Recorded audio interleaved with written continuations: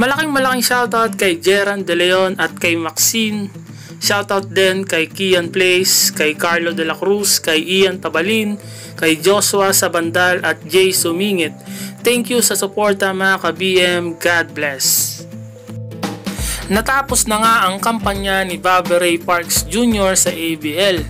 Pero bago natin pag-usapan yan mga ka-BM, please subscribe to our channel at hit mo na rin ang notification bell para sa mga latest video na i-upload ko. Dahil sa pagtatapos ng kampanya ng San Miguel Alab Pilipinas sa Asian Basketball League, natapos ang 3 taon ni Bobby Ray Parks Jr. na hindi masyadong maganda.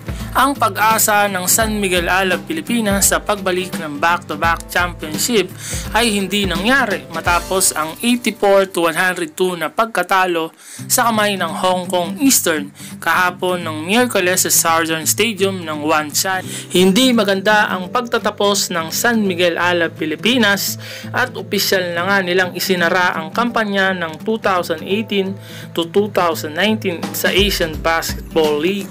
At dahil sa pagtatapos ng kampanya sa Asian Basketball League, si Bobby Ray Parks ay inaabangan na ng maraming fans sa PBA.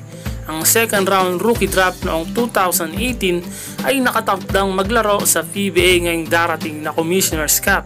Inaasahang maglalaro si Bobby Ray Parks Jr. sa Blackwater Elite na may 3 taong kontrata with salary accounting na 10 million.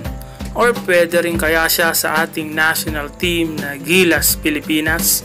So yun lang mga ka-BM, maraming salamat sa lahat ng mga sumusuporta sa channel na to. The best kayong lahat sa akin. So yun lang mga ka-BM, peace out.